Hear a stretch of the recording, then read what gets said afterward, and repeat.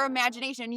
Your body doesn't know something that you have imagined with a lot of emotion versus actually doing it. So we are literally, rewiring neural pathways. We're doing things physiologically. We're projecting energetic frequencies into the universe that's going to react to us. So there's like so many different really powerful things that are going on when we do exactly what you said. We visualize with the end in mind and get it from God's perspective.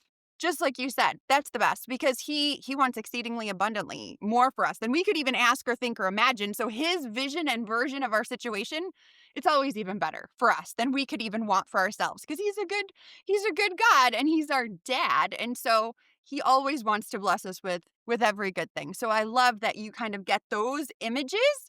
Oh, that's like a download from heaven so you can literally partner with God and co-create heaven on earth in your own life.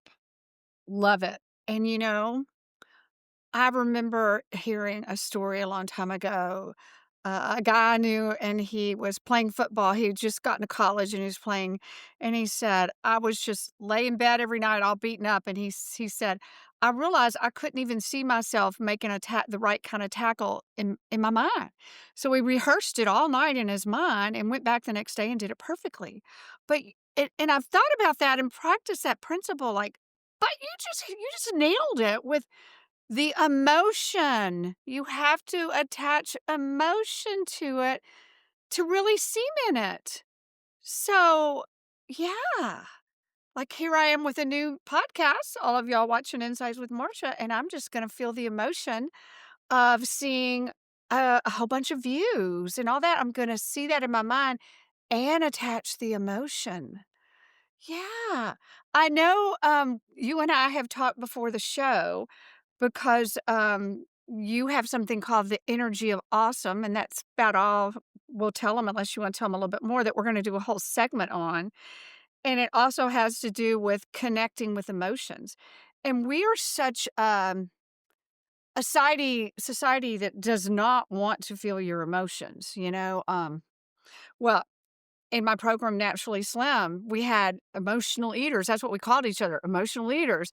And we had to practice. I had to teach people what the emotions were and how to find them because we're like, somebody comes in, my girlfriend broke up with me. Oh, yeah, don't be sad. It's going to be okay. Instead of, that sucks. Dang.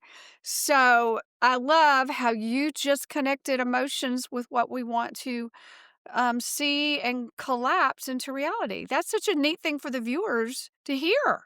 So now, so tell them what they ought to do.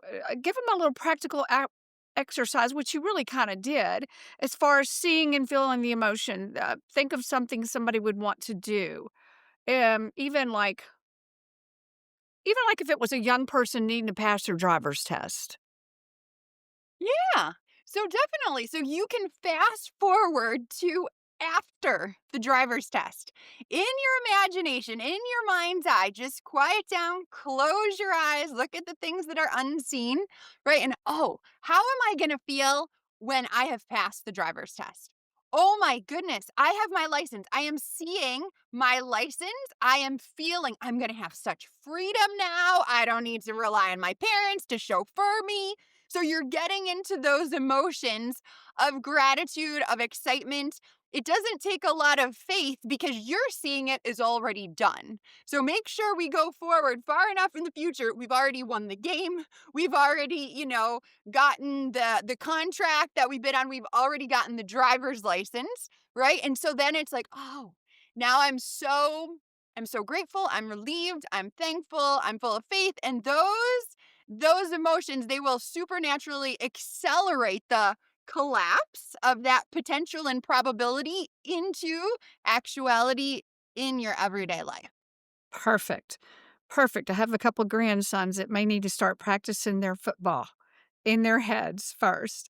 And when you think about it, we got to think about something.